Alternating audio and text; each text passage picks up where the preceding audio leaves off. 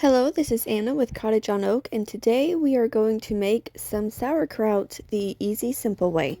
First, you take your head of cabbage and you cut it up into big chunks, and then you take your knife and kind of make little thin cuts, kind of the size of sauerkraut that you like to eat.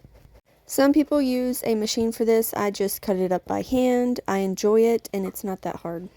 Then you make sure you have a big bowl to put all the cut up cabbage into. And then I am using Celtic sea salt, finely ground, as well as iodized sea salt. Some people weigh it out. I just eyeball it. I add some at the beginning, and then I'm starting to smush the cabbage. Some people use their hands. I'm using this rolling pin. I eyeball the salt, and I don't think it really matters. Here I am adding more after smushing a little bit. Once you start to see water in the bowl and the cabbage is a little wilted, then it's looking like it's time to start moving it into the jar. I'm using a wide mouth ball jar. I believe one head of cabbage fits into a 24-ounce wide mouth ball jar. Definitely make sure it's clean. And you're just putting the cabbage into the jar, and then you take your rolling pin or your hand, that's why I like the wide mouth, because your hand can fit in there, and you press that cabbage down and try to get as much of the air out as you can.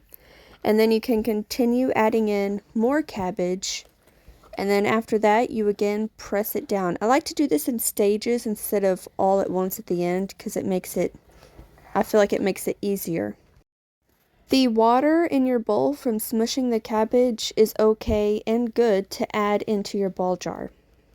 Some people have enough water from their cabbage that they don't have to add excess water, but I did. I'm sprinkling in a little bit of caraway seeds for the flavor.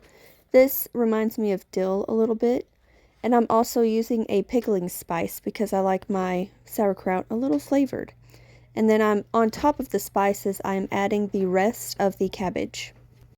I wish I had a bay leaf. I think I should have added a bay leaf, but that's okay. Once you're done smushing all of the cabbage down, you want to get another head of cabbage, or at the beginning of the process, you can save a leaf from your cabbage. And you want to make sure it's clean and it doesn't have any like brown spots or dirt on it.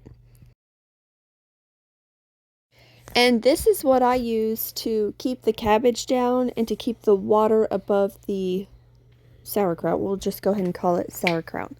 Some people use a weight. I do not have one. So I just use the cabbage leaf and I fold it up and I press it down into the ball jar. This is another reason why I like the wide mouth.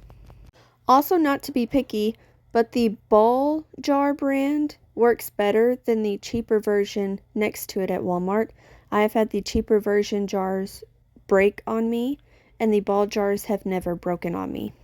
See how the water is above that top cabbage leaf that I'm pushing down? That is good. That's what you want to help that water seal up the cabbage down below. And don't forget to date your cabbage. I'm going to leave this on the counter for 2 weeks, and I'll update you with a video on how it tastes when I'm done and what it looks like.